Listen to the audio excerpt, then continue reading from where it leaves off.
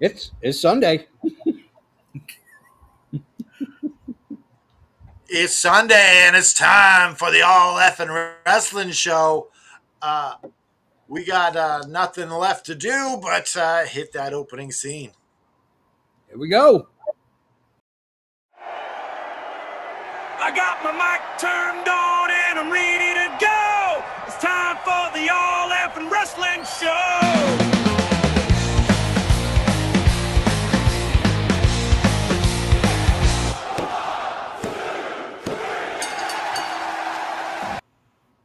That's a new intro. Nice That new intro is phenomenal. I will say this. 100% done with AI. Holy cow, the computers are taking over. Good morning, afternoon. If I don't see you till later, keep my supper warm. I am your chief shenanigans officer. I am the almighty JFB, James from Boston. And I am your patron saint of professional wrestling. I am your gingered up, bubbly son of a bitch. I'm Can't Effing Dry, damn it.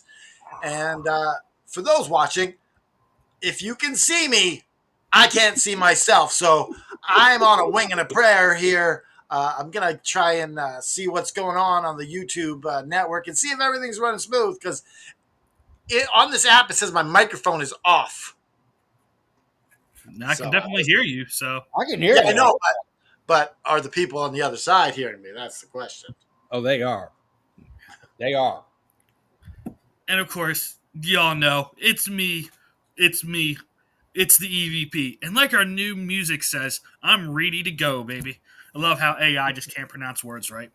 I'm ready to go.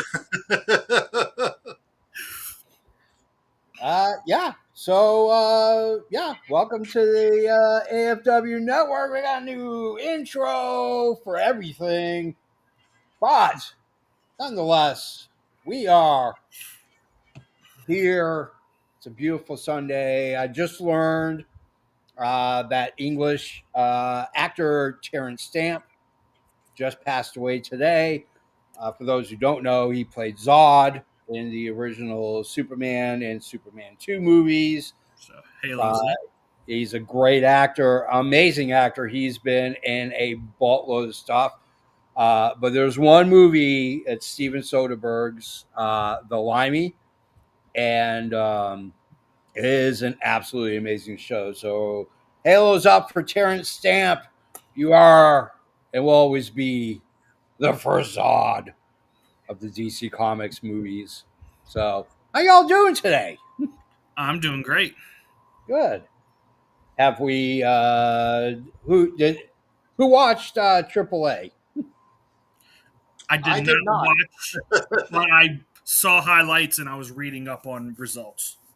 Vikingo, your AAA mega champion, was booed as he came to the arena. Apparently, I did not know this. I Googled it. Apparently, the Mexican fans are bigger on Alberto El Patron than they are on Vikingo, which I thought was kind of interesting. Hearing here's something interesting I learned yesterday: is Mexico doesn't care about cancel culture. No, they don't. They don't. I could have told you that. They do not. That's why Alberto Del Rio went there, because that's the only place he's not canceled. And it's all cool to not fall victim to like mass cancel culture, but sometimes it's warranted. Yeah. And I think in this case, Alberto Patron and his personal actions and how he treats other human beings is definitely warranted. Yeah. Well, I say, you know what we should do? We got a big show. We're doing nothing but this. The news! That's it. So, instead of going to the news intro, let's go to our main event intro.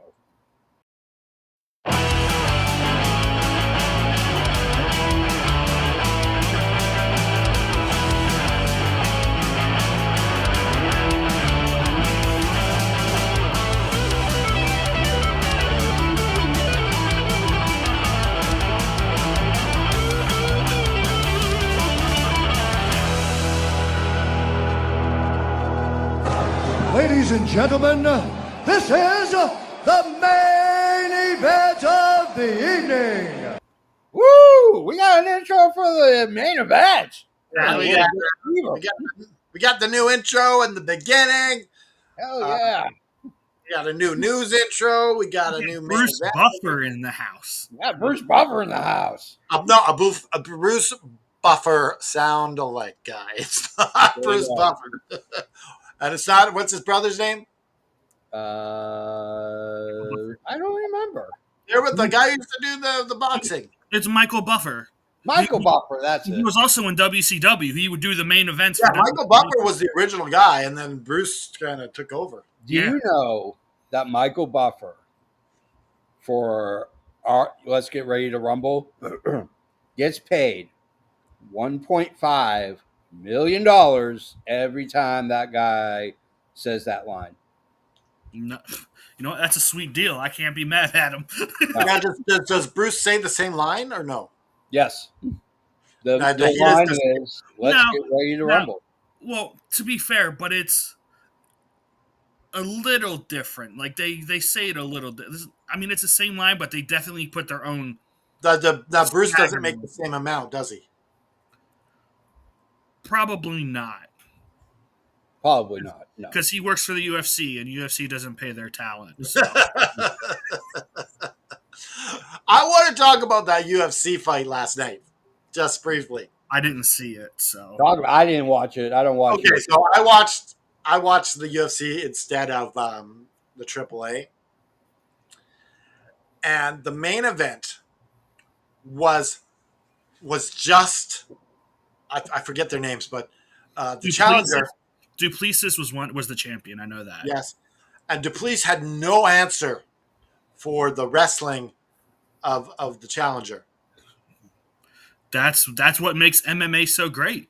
No, but this is what makes it boring as hell too.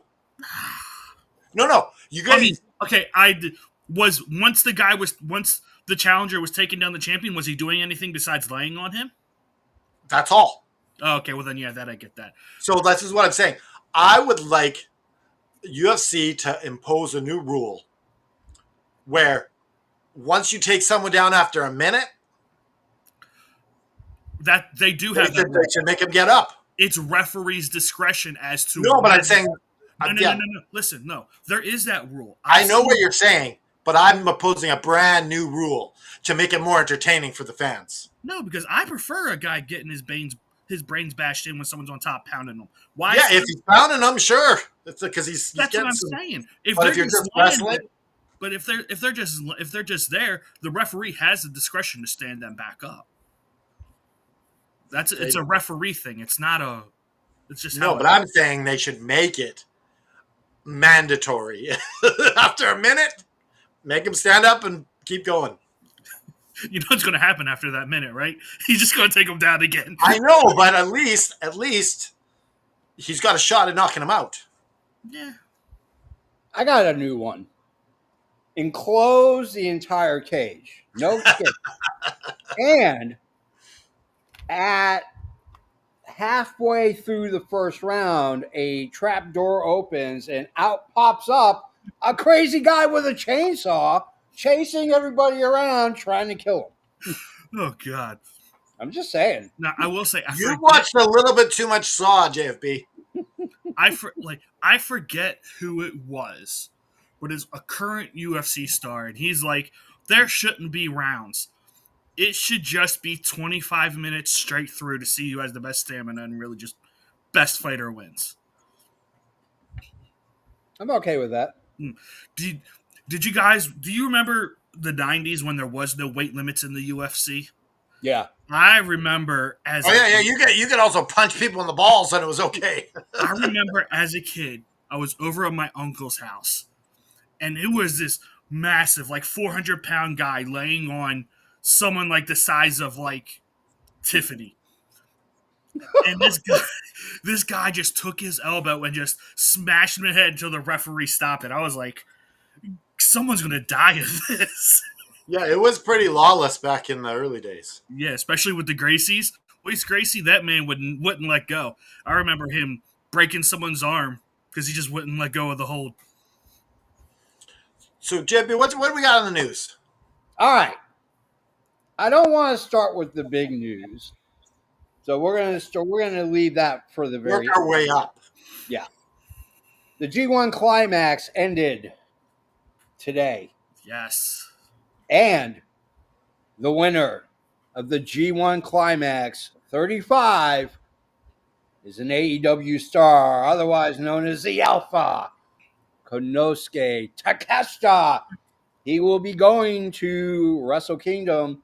Well, he will fight right now, currently, your current New Japan Pro Wrestling IWGP World Heavyweight Champion, Zack Sabre Jr., provided he makes it out of the ring at Forbidden Door. He will be who Takeshita takes on at Wrestle Kingdom. So, It will be Nigel McGuinness. yeah, could be Nigel. Yeah. It's probably not going to be, but No. I don't think It Nigel could be wins. Zack But, Sabre Jr. it's interesting to see that New Japan decided to let Takeshita take the run. You know what's interesting is before the G1 final yesterday, and it's timestamped. You can go into our Facebook page, and I put up a picture of Takeshita, and I said, New Japan should have this man win the G1. Yeah, And my thought behind that is because it creates a star. No, Yeah. like, Evil is so overpushed, and from what I understand, not many people like Evil except for Gato, the booker. yeah. now, for Takeshita, to win this, there must be some sort of agreement with AEW and New Japan that he's gonna like perform there. Yeah, I'm sure there is. I would imagine so. I mean, he'll make appearances here and there until Wrestle Kingdom in January. I Now, don't what think he's gonna what do if he becomes the champion? it's not going to happen.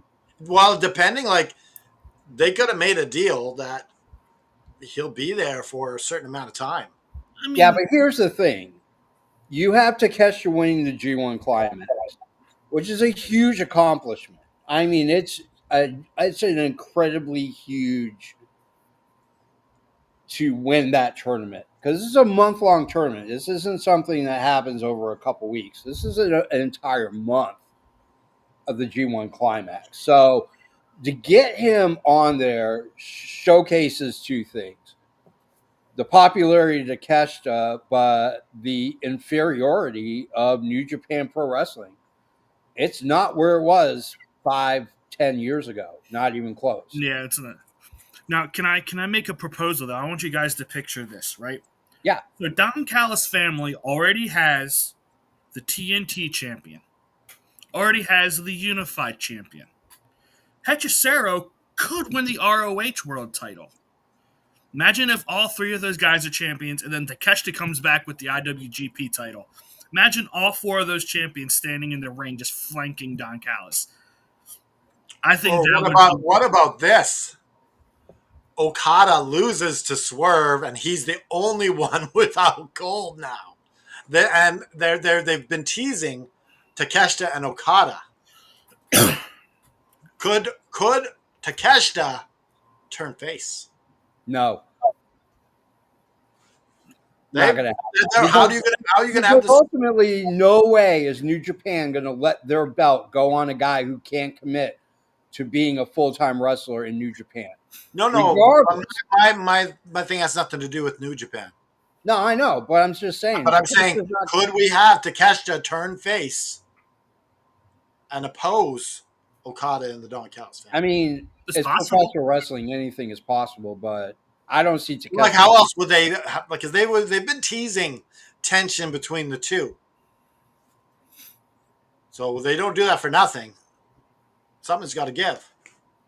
Yeah, I'm not buying it. I know. I will say it's interesting because Takeshita says he doesn't want to win the title at Wrestle Kingdom. He wants to be the champion going into Wrestle Kingdom. That's what he said in his post match. How do you pull that off? Wins it somewhere. Oh, they've had stipulation matches prior to Wrestle Kingdom where Last year, Zack Sabre Jr. cashed in his G1 at Royal Quest in the UK, so he could win the title there. Oh, so it's not automatic Wrestle Kingdom. It's like a briefcase. No, it is. traditionally it is for the main event of Wrestle Kingdom, but on the off chance you can say I won it before. Yeah. But it's not very often that happens. All right. Will Ospreay's in the news. Will Ospreay put forth that he wants to set a Guinness Book of World Records for the loudest crowd at a sporting event. Now, currently, right now, your Guinness Book of World Records holder happened happened at a Kansas Jayhawks basketball game in 2017 or 2019 with 130.4 decibel level. They want to beat that. We're talking At about the WWE has their decibel meter up all the time that beats that. No, but I mean that would be cool. But after what I heard, Guinness wanted to charge what was that? $15,000. Yeah, Yeah, to 16 or verify the world's 15,000. longest wrestling match. Get Yeah. out of here! 16 grand to that's ridiculous. Yeah. So now, like they used to just make money off of the books. Now they're trying to make money off the people setting the records. Because they don't publish the books anymore. They haven't published the books in 5 years. Yeah, but they're still selling the rights to that and making money that way. I mean, it's the same as the Hollywood Walk of Fame. It's not given. You have to buy it. They just don't give it to anybody. They have to be petitioned, and then it's $25,000 for a Hollywood Walk of Fame star. That's ridiculous. Nothing is free. Everything is a work in life. Nothing is free. All right, let's go to Eric Bischoff. Eric Bischoff thinks that Karrion Kross should go to TNA. That's what Eric Bischoff says. I, for one, think that's stupid because he's eventually working for WWE. At that point, I don't see Karrion Kross going anywhere. Period. Because the other side of this news story is that Karrion Kross is charging a king's ransom to appear at indie shows. So the one thing so he could go to New Japan, but does he want to go overseas?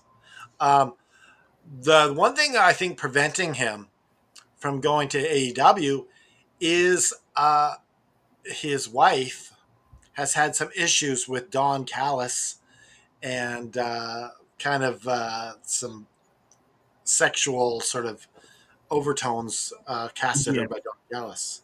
Yeah. So unless like Tony Khan is able to smooth this over.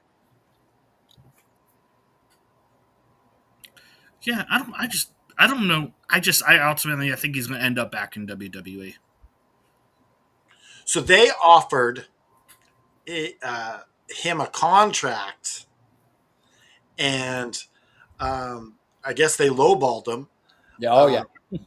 And he wanted to know how they came at this number, and said, "We won't tell you." He's like, "Well, I can't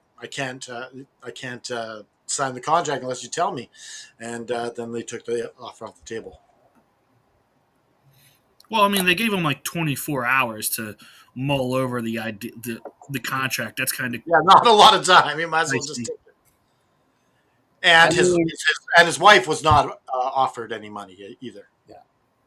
I for one never take an offer right off the bat for a client or a film or a television show to work on.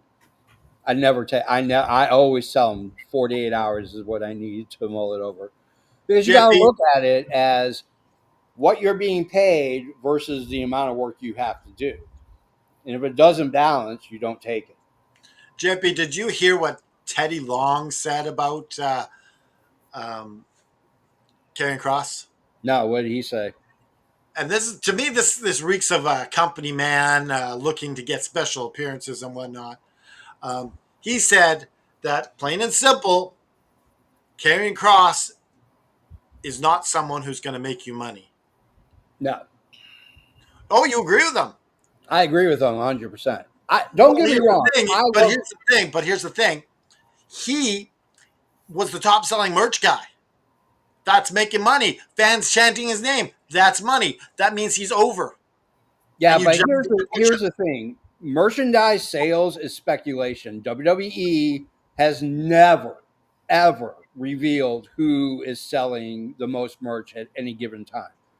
It is all speculation. It's not in any Okay, of we their. let's eliminate that from the whole thing. Yeah, If the fans are chanting his name, you can push him because he's over. yeah, but they did that. I mean, here's the problem. I love Karrion Cross. I love Killer Cross. I've liked him since he was on the indie scene, and I've always thought that he was very deserving of being in a bigger promotion and making himself a bigger name. Period. But the reality is that regardless of fans are going to forget him in 2 months. And Fans are that's what Triple H is gambling on because they're he does going to. not he does not want to be bullied into signing another guy. You don't hear R-Truth's name being yelled and screamed at anymore. I honestly, I think the R-Truth situation plays a lot into this. I don't think Triple H wants the fans to bully him into doing what he doesn't want to do, like they did with R-Truth. I mean, ultimately, what it comes down to is it comes down to Triple H, the head Lee Fitting, okay, and Ari Emanuel as to whether or not Karrion Cross is going to come back. Because the reality is that wrestling fans have the worst long-term memory in the history of any fans of anything. Period. They have a because what's going to happen is something else is going to happen in a couple weeks, and Karrion Cross is completely forgotten. Well, the thing is, the longer Triple H holds out, the easier this slips away because like, oh, looks like we're not winning. Yeah.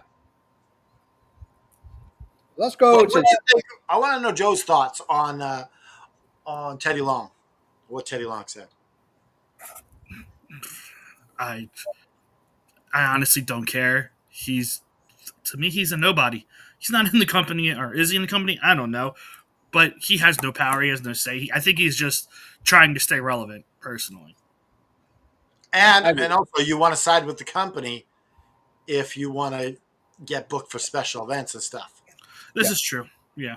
Or you'll get the Bret Hart treatment and you won't get a seat at SummerSlam. All right, let's go to Tony Khan.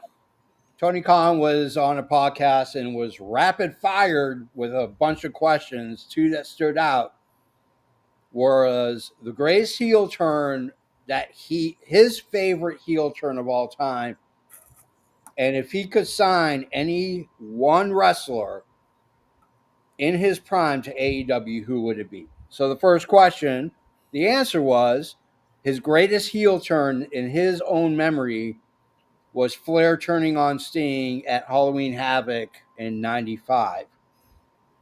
If he could sign any wrestler in his prime to AEW, who would it be? He said, without hesitation, Stone Cold Steve Austin.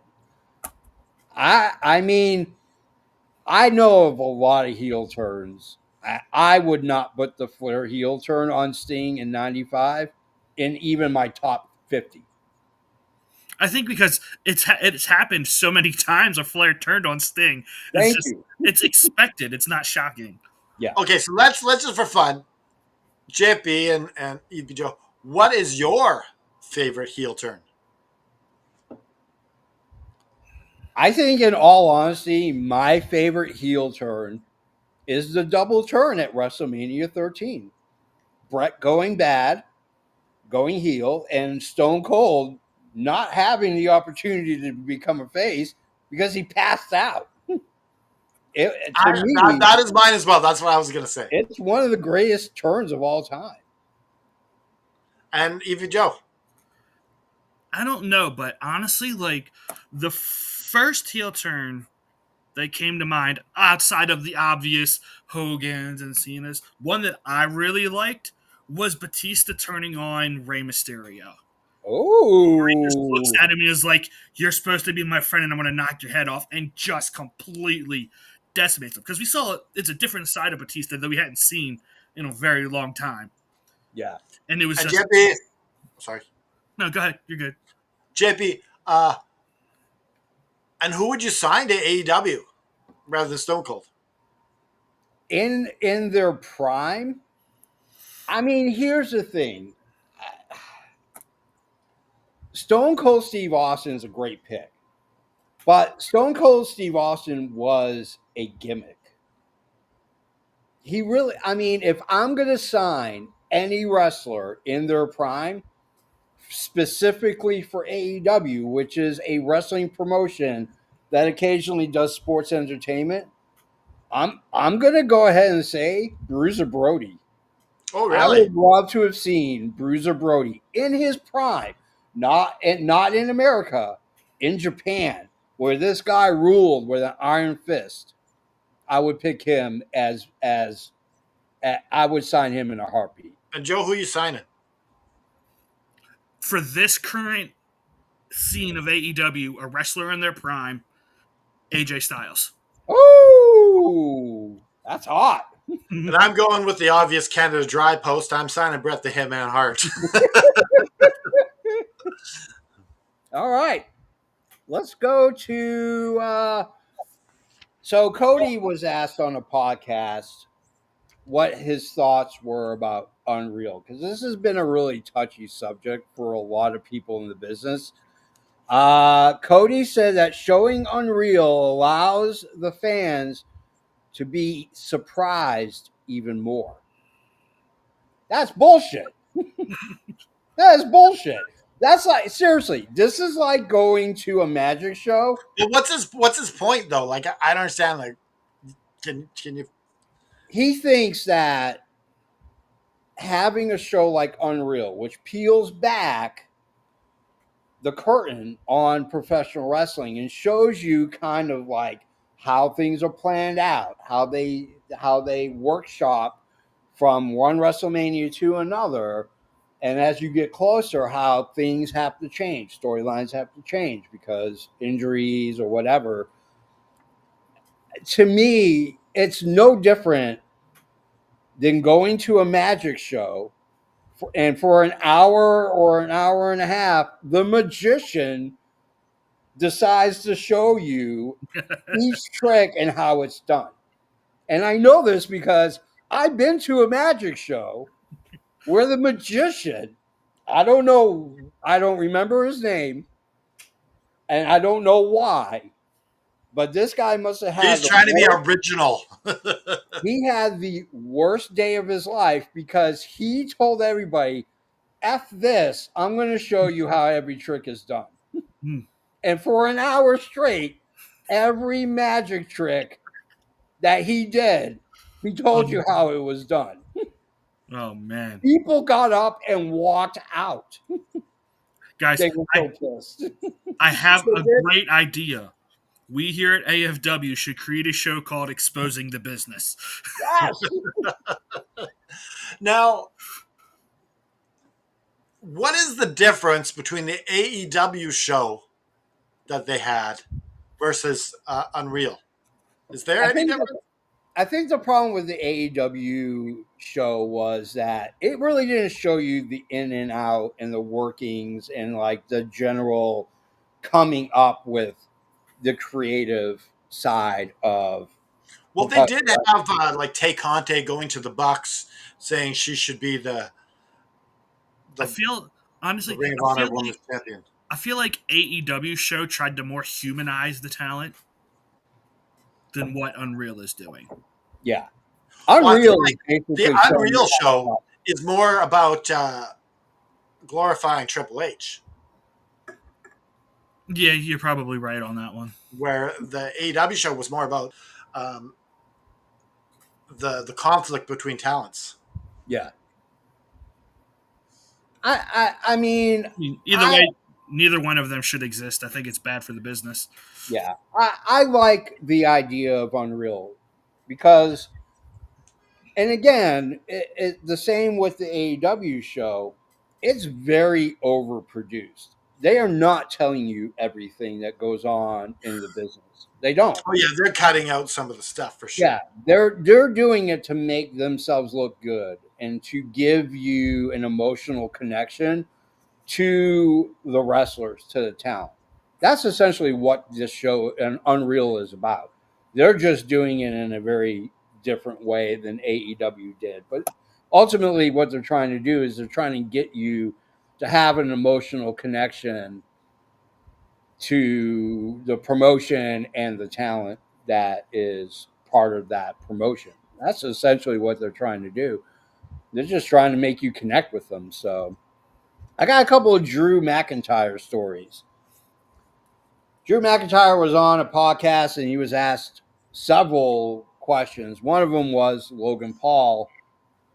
Drew McIntyre says he does not consider Logan Paul to be an outsider, and then decided to go on a little bit later in the podcast, decided to go on a tangent where he talked about how the lack of using of gyms and becoming athletic is killing wrestling.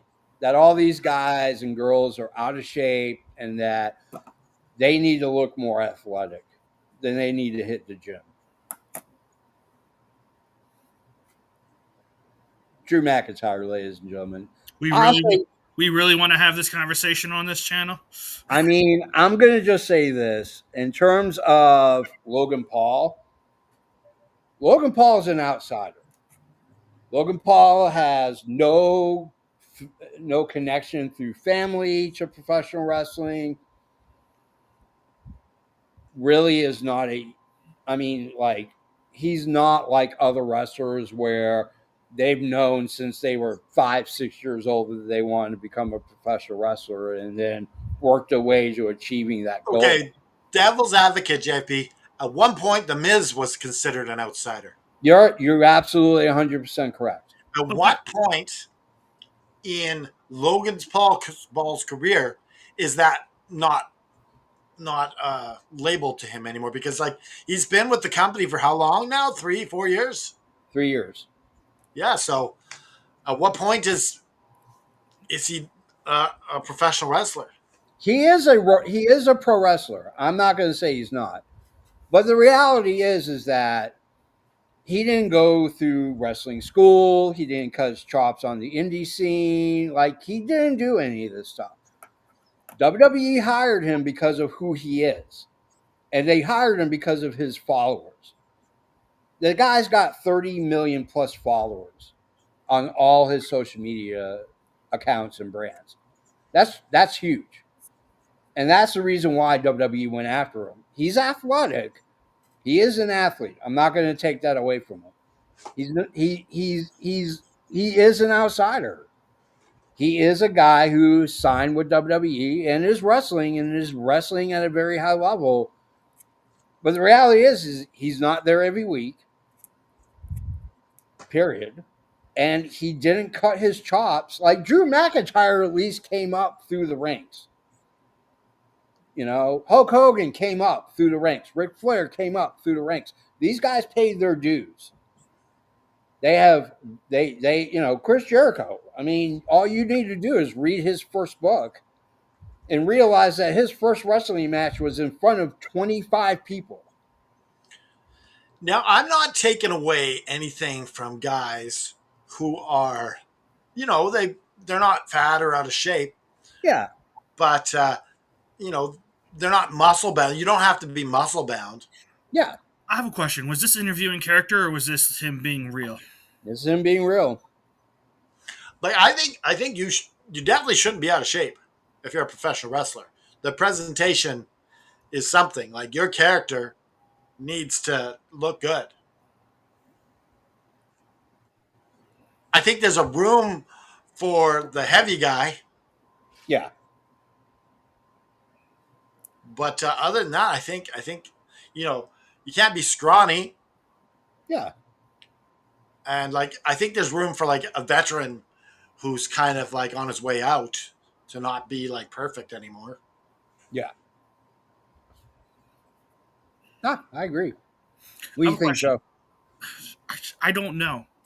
Like, I sometimes I don't get what goes through his head. It's like because he was that scrawny guy, if you remember. Just Mm-hmm. because you were the scrawny guy and you went out and you got fired and then went out and changed yourself, doesn't give you the right. Because I hate to tell you, him becoming jacked isn't the reason why I'm interested in him now. It's not. He's Yeah. not saving the business because he's all big and muscular. The man went out and worked on his craft, and he kills it on the mic. You don't have to be a freaking musclehead meat man to do what he's doing right now. Yeah. Like, dude, I'm sorry you missed your favorite time of the '80s where it was all nothing but freaking jacked and yoked guys. But even him when he was, you say scrawny, he wasn't scrawny. Well, for his standards, he would say he's scrawny. Well, I don't know what his standards are. Like maybe he's talking about guys that are like. So here's my question: who is he talking about in the WWE right now? Then who do you think? He did not name names. I know he didn't, but let's speculate a little as to who you think he's talking about. Otis. Kofi Kingston, like I don't know. I mean, there's a multitude of people he could be referring to. but like a guy like Otis,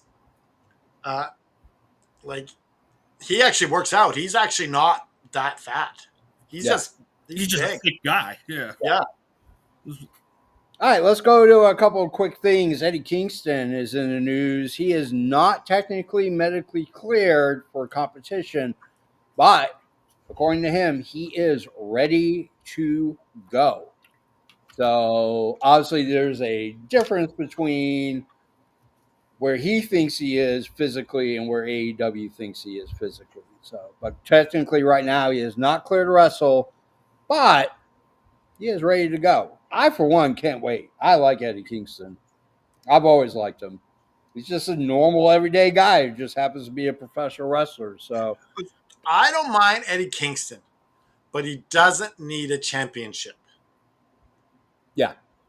Like you keep him in the mid card, keep him in some sort of story.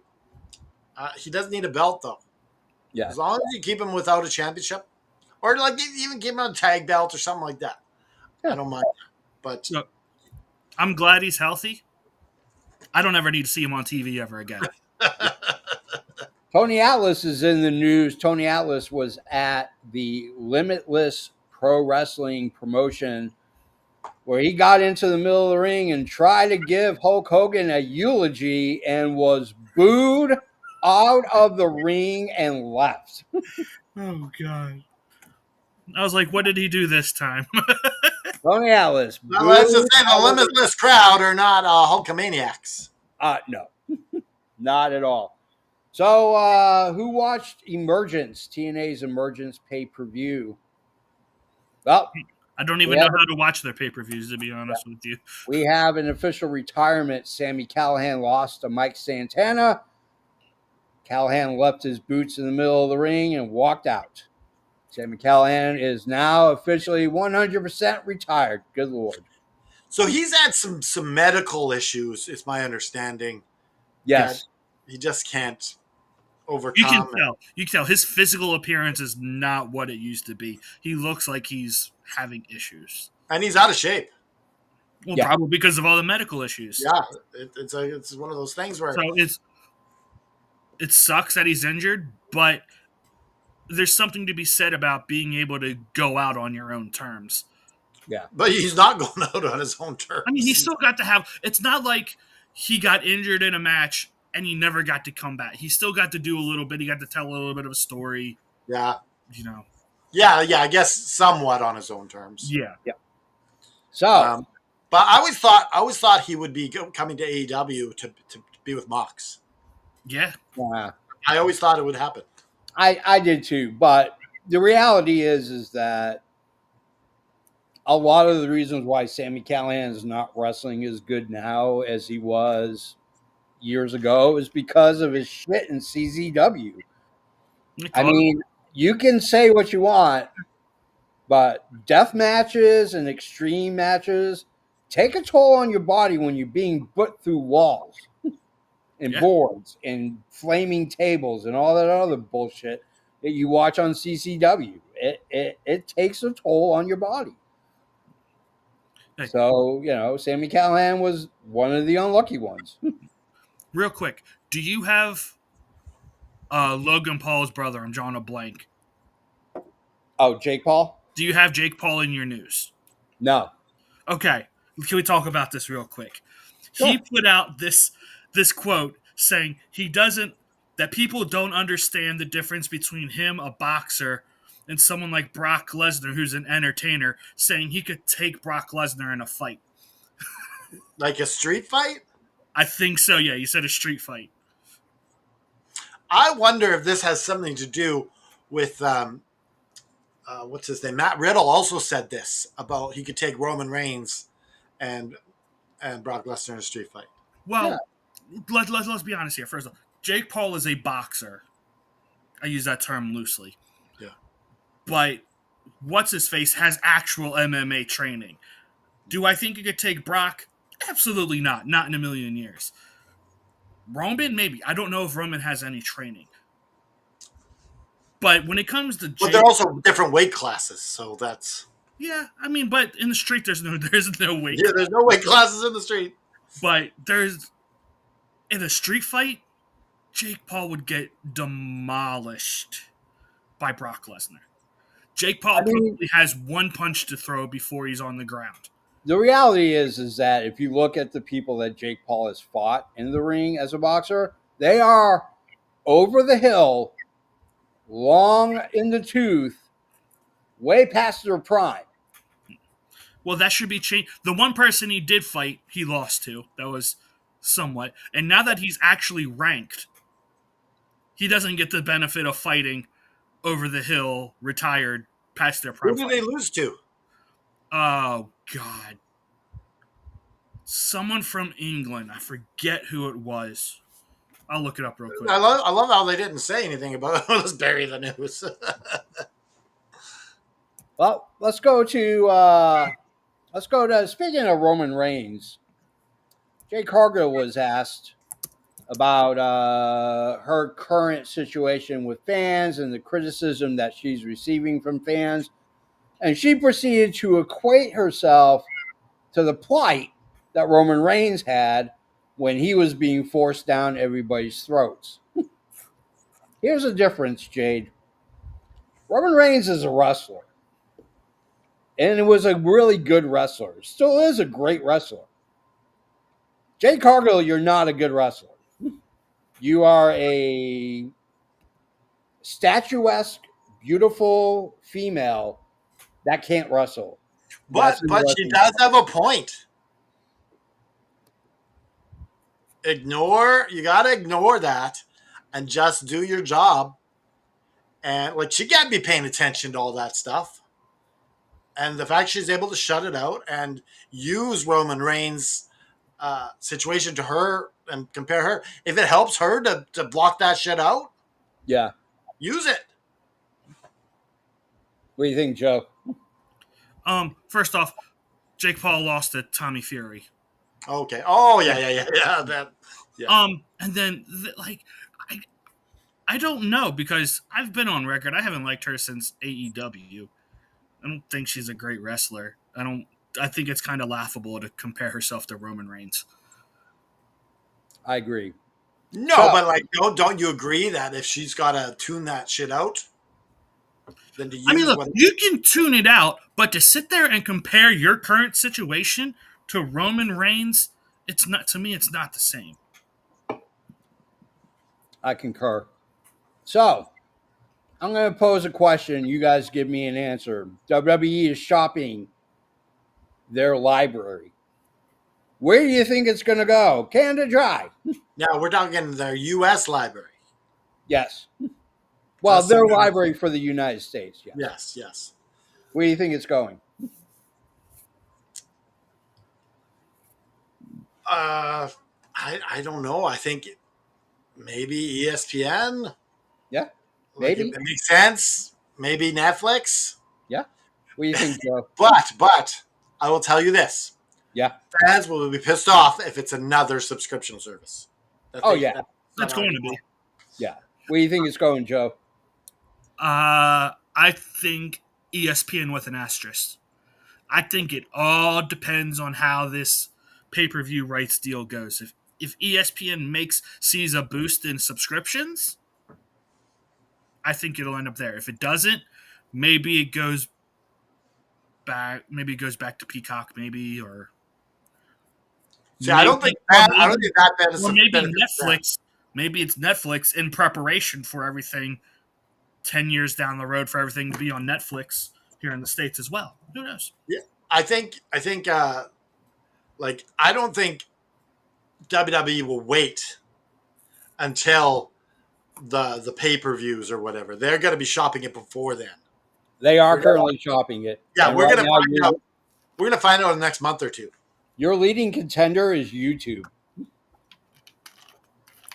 That Wow. is your leading contender. That WWE makes and Google have a huge partnership, mm, and Google Now, would is you have to pay for 100%. this, or is this free YouTube? It is not being said currently. Right now, it's just speculation. if you But think about it, it makes sense. They have the WWE Vault already on YouTube, and they have their WCW channel, which they're constantly uploading product to. yeah, That makes a lot of sense. yeah, I think it. I think in all honesty, it makes sense, and it would. And I would not be surprised if YouTube charges subscription to get into WWE's library. Oh yeah, that wouldn't shock me either. Nope. MJF has a match in Mexico. Yep. It is going to be a title for mask match for the light heavyweight CMLL light heavyweight championship. Or as MJF calls it, the CMLL World Title. Yeah. Yep. And of course, his opponent will be Mystico. So it looks like Mystico is going to be your new CMLL light heavyweight champion. Way to go for making this as predictable as possible. I really thought that this match was going to be at Forbidden Door. Yeah. I thought I would have bet my mortgage because Forbidden Door CMLL is involved. It made all the sense in the world. Yep. What I if get Mystico? why they're doing it at the 92nd. I didn't know it was the 92nd anniversary of CMLL coming up. Yeah. What if Mystico costs MJF the win? Like, holy shit! All right. I don't Ace know. Austin is officially all elite. He made his debut on AEW Collision last night. Ace Austin looked really good. Yes. I like Ace Austin. I've seen very small amount of his stuff because I don't watch a lot of TNA. Dude looks legit. I'm looking forward to seeing what this kid can do in the ring for AEW. You know Well, what? the interesting, they had him take the L, just like Cedric Alexander. Yeah. That's Or not fine. Alexander. I mean, but to be fair, he went up against three guys. It was Ricochet and the Gates of Agony. So Yeah, they did this to Josh Alexander to lost his debut match as well, which I I kind of like because it's not the expected thing. Yep. We always got the guy winning his debut match. So currently, right now, John Cena's last match nah, is scheduled at is scheduled to go against AEW's pay-per-view at World's End. then they're moving it allegedly. It was originally going to be December 13th on Saturday night's main event. Yeah. Now they want to move it to the 27th to go up ahead head to head against AEW. Do you know? And did you hear the story as to why they're doing this? No, Apparently WWE, if stories are to believe, they're actively going out of their way to sabotage AEW so they don't get a new TV rights deal. They don't want them to get more money and they want to take them out and have TNA, who they can control, be the number 2 promotion. we'll get there. That's our last one we're going to talk Now about. we also have. It's been said that Over the Limit pay-per-view will go against All Out. Yeah. I don't know if it's Over the Limit or Bad Blood. Oh yeah, in December. September 20th. Yeah. But yeah, they haven't even announced it yet. It's like it's a I've heard a post. I've seen a post saying it's going to be over the limit. yeah. I But haven't last seen. year it was Bad Blood. I don't know. We'll see. I, yeah, I don't know. Ultimately, regardless of what tribalism and the internet wrestling community wants to expound upon, the reality is that WWE sees AEW as a threat. Oh Period. yeah, absolutely. It has to be. You don't treat a non-threat like this. Exactly.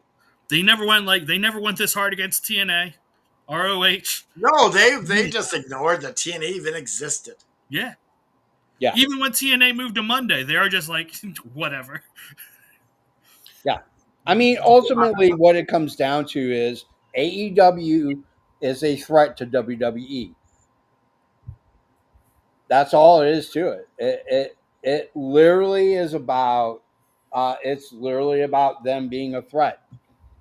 So let's talk about Hologram. Hologram on a podcast. It was discussed about Hologram. How is it that he's undefeated and doesn't have a belt? I'm going to throw this out there and say the reason why he doesn't have a belt is because he hasn't fought anybody. Yeah.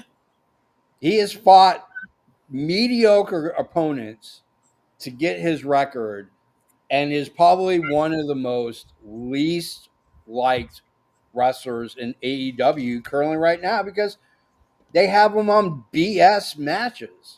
Yeah, they just Well, wasn't even. to be fair, JFB, I am. to be fair, Goldberg's streak was built on jobbers. Yeah. No. Well, to be honest, Goldberg's streak was built on non-existent matches. Oh, they added numbers to that, didn't they? Dude, I remember I'm gonna go on this little tangent. I remember watching WCW, and one Monday they'd be like, Goldberg is 67-0, and then the next week Goldberg's 80-0. I'm like, wait, that's 13. Where did he wrestle 13 times in a week? House shows. They don't have 13 in a week. someone said after signing Ace Austin that AEW maybe needs a light heavyweight title. Oh God. No, I don't think so. Like They if you don't need more titles. Just like they don't need new wrestlers. but in play devil's advocate, this could be the belt that you give Hologram. No. I mean, you can get I don't honestly But to be fair, you could easily have him win a Ring of Honor title and bring him on the show. Yeah, stick him on a show that nobody watches because it's behind a paywall. That's the best place about Hologram right now. He's not exciting. He's not. He's not doing anything I haven't seen 1,000 million luchadors do already. Listen, I'm not a fan of the Lucha Libre style. Yeah. But Hologram does it as good as anyone. I don't think he does. I think, in all honesty, if you really want to watch a great luchador, Vikingo is probably your best luchador right now. Period. Screw Mystico. That guy hasn't been good since he was. Well, Mystico was a little bit long in the tooth. Yeah. I think right now, Vikingo is your best luchador wrestling today. Period. Overall, regardless of the booing from the fans of Mexico, what this guy does in the ring is spectacular. And he does it with the greatest of ease. I put Bandito up there with him. I think Bandito is phenomenal. Yeah, Bandito's been great, but I like Bandito because he's got a little bit of a North American style to his game as well. It's not just Lucha Libre. Well, because Bandito spent a lot of time wrestling other places. Like, he wasn't strictly a Mexican luchador. Bandito spent a lot of time in ROH. Yeah. I mean, like a huge amount of time in ROH. So I think he's more Americanized than Vikingo is. What interests me is, speaking of luchadors, you had the Lucha Bros in AEW, Yeah, and um, Phoenix was the bigger star, yeah, and now in WWE, he's kind of getting buried compared to Penta. yeah. It just goes to Don't show, even like, get me started on the Lucha Brothers. I mean, oh, we could have had them as a team in the last pay per view. ultimately, the problem you run into lucha with luchadors and American fans and American wrestling is it doesn't translate. It just doesn't. If you get two luchadors in the ring at the same time, it makes total sense because they wrestle their style. And whether American fans accept it or don't, you're getting a great show because you have two guys who know essentially what lucha wrestling is, how to wrestle it, and how to make it look good. But if you look at Vikingo, when he has to wrestle non-lucha wrestlers, he looks he looks great, but it doesn't translate. There's a lot of missed spots. There's a lot of botches. It just doesn't Yeah, translate well. because they're not in sync. Right. Same with Japanese wrestlers who are not part of New Japan coming over to America and trying to wrestle strong style. Well, I think part of it is that WWE is a very distinct style of North American wrestling. Yes. Very much slowed down, Yeah. methodical, and that just it doesn't work for luchadors. They Right. are, except for maybe for what's his name over on SmackDown that they just signed from MLW, Roman Reigns' cousin or whatever. I'm drawing. Why the hell am I drawing a blank? Zilla Fatu. Not Zilla, but the but who's currently on SmackDown. What's Oh, the head? Hikuleo? Yes. No. Anyways, we know what I you're forget talking what I about. was saying. Oh well, Zilla either way, Fatu. just most of the time, like it's hard for the WWE style to mesh really well with honestly anything outside of WWE because Yeah. they're just so different. Yeah. All right, let's get to the big news. We're going to talk TNA. So currently, right now, TNA. Let's just like put an asterisk beside this because it's not facts. It's a rumor. There's a lot. Yeah, everything we're going to talk about, there is rumor and innuendo. Now, what is totally known is the first thing I'm going to talk about, which is their TV. Their TV contract is coming up. And they are shopping around to find a new place to land for their TV production. Currently, right now, it appears that it's most likely going to be CW. With that being said, um, the the indication is that they are going to move to Wednesday nights and they are going to be in direct competition with AEW Dynamite, Wednesday Night Dynamite. So let's talk about that because I think that that's very interesting when you have the financial backing of WWE or technically TKO and Endeavor in your back pocket. It makes it easier to take a promotion that you have a partnership with and move them into a position where they can compete with currently right now your number two promotion in America, which is AEW.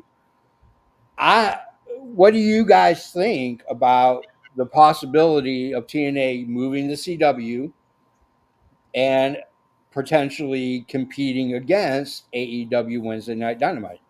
Okay, let me tell you this. In Canada, TNA has an amazing TV deal. It got WWE's old spot on Sportsnet, Mm-hmm. and it is not doing well. It is not getting the numbers anywhere close to what WWE was getting. It's not getting any numbers close to what Dynamite is getting on TSN. Yeah. So that's a sample size of what you're going to get if TNA goes one on one with AEW Dynamite. It almost makes me think that WWE is sending this other promotion to the wolves to just like, we don't care if something happens to you.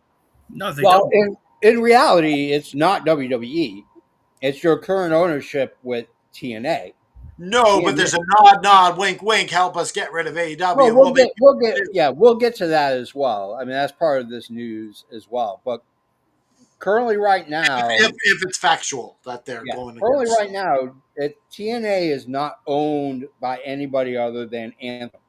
Anthem is their owner, and Anthem wants to put it into a position where it will receive more looks and more views on television than anywhere else at this point. So, and what do you think, Joe? I think it's stupid. TNA isn't a big enough product to do this. Like Yeah. you're hurting yourself. Shane's comment, sorry, they are treating this. You were promoting the TNA wrestling in Canada, but he's right. They're treating it like a poker show. Mm-hmm. Like, Just my thing is like TNA. Like I don't even know. They don't pull anywhere near what AEW does on a bad week. Yeah. Like they don't have the gravitas. They don't have the grace with the fans to where I don't think the majority of AEW fans will be like, you know what?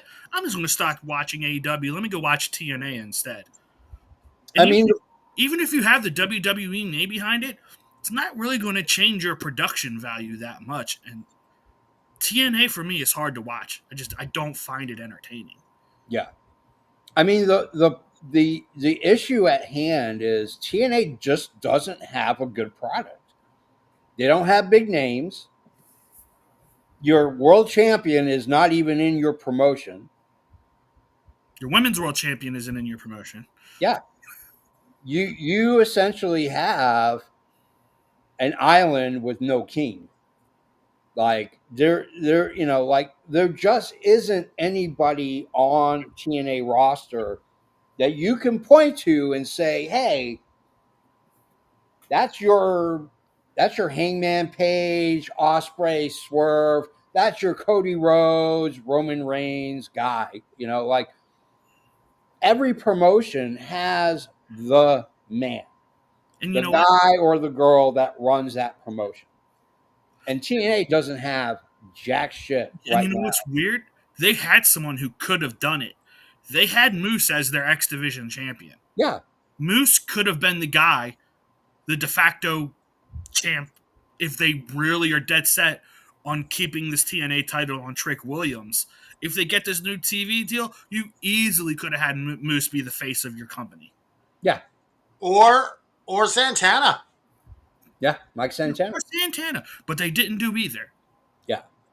All right. Or you have this phenom say his name and he appears.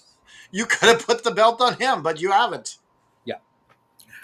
So the other part of this story is that rumors come out, and it is unsubstantiated rumor at this point. It has not been confirmed at all. Period. It's alleged. Anthem has been shopping TNA to a multitude of different people. Now, let's keep in mind that Panda Energy at one point, Dixie Carter, owned TNA. In that time, before she sold the Anthem, which she had to because she was financially ruining not only TNA Wrestling, but her husband's energy company at the same time. You had Billy Corgan, who was brought into TNA to basically help book and run the show. And then years later, Scott D'Amore also tried to purchase TNA and was told no by Anthem. So at this point, Anthem supposedly is shopping TNA. The one name that has come out as being a potential contender was former UFC owner Lorenzo Fertitta. Fertitta.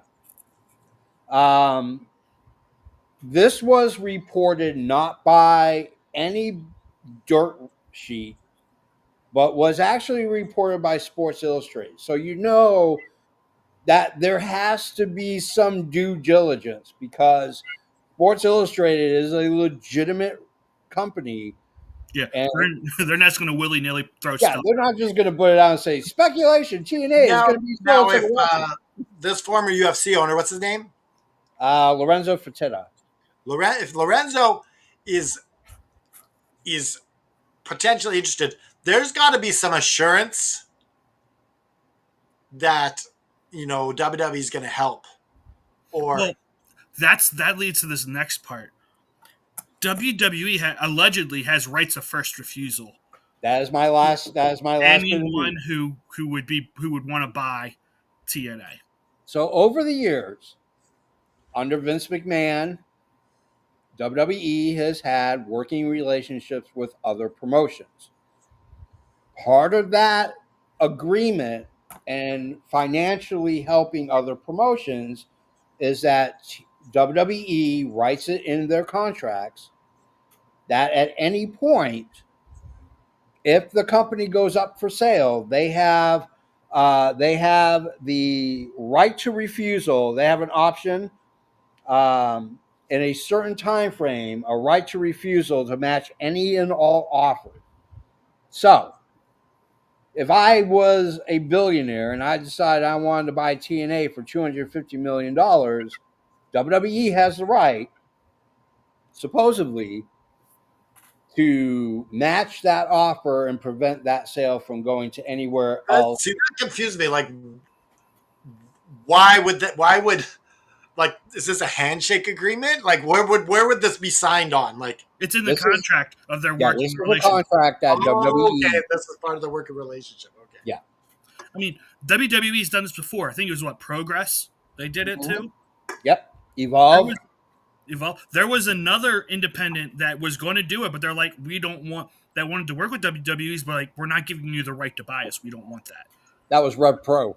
Yeah, Rev Pro, they were like, we'll work with you, but we want the option to buy you at the end. And he's like, Okay, so the WWE deal is like if someone else tries to buy you, we want to be able to match. And yes. They have the right to match, not the ability. They have the right. so this is something else interesting. Tony Khan was offered TNA at one point before AEW existed. Yeah, he actually put in an offer for TNA. No, he turned it down. No, that's not. No, That's what I've heard. He no. turned it down twice. Once while before AEW and once after AEW. That's the rumor. That's the rumor. Now these are all rumors. So what's the rumor that you heard, JP? The rumor that I heard is that Tony Khan put in an actual offer a year or two before AEW to buy TNA. And TNA and Anthem said no because they were lowballing them. That's what I heard. I heard that Anthem said no because the offer was too low. And that's what led Anthem to hook up and have a partnership with WWE. Can you imagine how Scott D'Amore feels right now? He's got to be so livid. I mean, the reality is, I wouldn't be. I'd be relieved that we don't have that he doesn't, because they're. I mean, the problem with TNA is, yeah, maybe Scott D'Amore could have bought TNA and could have turned things around. That is a huge I likelihood. don't think there's a partnership with WWE right now. If Scott D'Amore bought it. No, there wouldn't be, because Scott D'Amore has no love for WWE, and WWE has no love for Scott D'Amore. Those two guys don't like each other at all. For me, ultimately, Anthem needs to just shit or get off the pot. Sell the damn promotion and give it a chance, and sell it to WWE or figure it out and write the ship. What if you merged NXT and and TNA and made it the You third don't show? need to do that though. No, but I don't see a a AAA, a TNA, No. What they're going to do is NXT. they're going to use TNA as its own entity to get it on a TV station in a market to block AEW. That's their end goal. That's what their Yeah. current end goal is. Yeah, but if it's a WWE TNA, then it's like I mean, it would be That's no why different than WWE would buy TNA, not it would for be, merging it with NXT. It's and you literally don't care what happens to it because it's no. like It's just a way to hurt AEW. yeah. Ultimately, it's like Coke trying to buy Pepsi. I mean, no, it's like Coke trying to buy RC Cola. like it doesn't make sense. Like I get it. WWE buys TNA. They're buying it for the library, and they're buying it to use it as a separate entity. Can you show Shane's comment? WWE can set it up like baseball. WWE's majors, NXT is AAA, and TNA is single A. I mean, they're going to run them as two separate. That's what they're doing with Evolve. Yeah, they're going to run them. They're going to run them as separate entities that allows talent to transfer back and forth. So if a guy is if they sign a wrestler, and the wrestler is not at that level that they need them to be, they're going to move them to either AAA, NXT, or TNA. Or send them to an indie that's an ID program. Yeah, I mean, I the only way that TNA can survive is if WWE buys them out. Period. I don't see anyone that is going to be able to step up and promote and book TNA to be in contention with AEW. Yeah, as long as you're going one on one with these deep pockets of AEW, Yeah. like this UFC guy, he's got deep pockets, obviously. Yeah. I mean, yeah, but you then got to think about. I don't know nothing about Mr. Fertitta other than he owned UFC. Yeah. Which when did he own it? Before late '90s, early 2000s, before it Yeah. was Before sold Dana to, White bought him. before Dana White took over. Yeah. I just don't know how much he really cares about wrestling. I know nothing about that. Yeah. And like it said before, it would still end up being a WWE property because the Fertitta brothers still are very tight with TKO. Yeah. Ultimately, what's going to happen is that WWE is going to assure that whoever buys TNA is friendly with WWE. Yep. They're not going to let some Yahoo from wherever land a 5, 6, 7, 200, whatever amount of money that a person will buy TNA for. They're not going to let them do it. Tony Khan should put in an offer just to raise the price up for WWE. Yeah. Oh, so he's got deep pockets. Yeah, he's got money. He's not hurting for money, that's for sure. Yeah. I mean, like I said, it's going to come down to WWE. Because as long as WWE has this clause in that contract, they are not going to let just any idiot with a pocket full of cash go out and just buy TNA. Unless someone makes a stupid over the top offer. Even then, That WWE is going to match it. that TKO doesn't want to match. Oh, they're going to match it. I mean, because ultimately, it's no different than studios buying other studios, corporations buying studios. It comes down to IP. It comes down to intellectual property. I understand that, but TKO has a stupid amount of debt right now that's coming due. from UFC and now the WWE purchase, if someone was to come along and make a really stupid bid on TNA, I don't Yeah. think TKO could match it. But that's also not going to happen because anyone who is super smart and likes their money isn't going to go out and waste money on TNA like that. Yeah. So, Even Tony Khan's not going to throw that money at TNA. Yeah, what's going to happen is it's going to start with TNA signing a new contract for television. That's what it's going to start with. That's your first domino. probably Peacock, I would imagine, or like you said, CW. Probably Yeah. Once that first domino drops, it's all going to go super quick and super fast. They're going to go ahead and make a bid. They're going to buy them, and then who knows what WWE is going to do with them.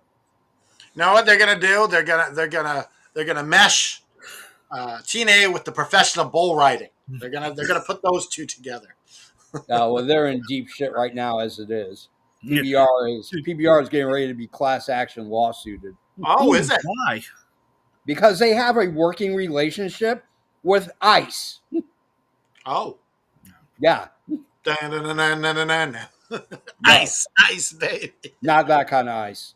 Oh. Not the kind that keeps your drink cold. The kind that sends you to a country you didn't even come from. They've had a working relationship with CBB for 6 years now going on. And they are being class action lawsuited by most likely their advertisers and their sponsors are going to get together and is going to sue PBR. I guess it's not good. It's not a good situation. But TNA, once they get that TV contract, I'm telling you, it's going to be days before that thing is sold. Days. Because I can't think of I can't think of someone that has a connection with wrestling that has that kind of scratch that they could just pluck down on TNA. I just don't see it. And I think that's your problem. You have such an impasse because you have television production that wants TNA because they want intellectual property. They want something to fill a time slot. But you're not going to really go out and buy and offer that to a company that is currently being shopped. It just doesn't make sense at all. Well, we'll see how this goes. Like, where does this go? We don't know, but we're going to keep you updated here on the All After Wrestling Show. It's going to happen. It's just a matter of when. Once it does, that whole entire domino thing is just going to fall apart. It's just going to fall right together. So, all right, guys, that's the end of the show. It's our wrestling news show. We did it all by ourselves. Woo! All right. Anyways, down below, click and clack on your keyboard. You're going to see all kinds of links. One of them sends you to all our social media. The other one sends you to DraftKings. If you sign up and start betting, it helps out the show, helps curb costs and other kinds of stuff. If you want to show the world how much you love AFW Network, get one of those shirts right there. Like that one right there, the Red Flag Society shirt. It's one of our newest shirts. ProWrestlingTees.com/effing wrestling, where you can get all of your effing wrestling gear. On behalf of Canada Dry and the EVP Joe, I am the JFB. Raise your fist in the air, put the devil in a sharpshooter, and just keep fighting. Woo!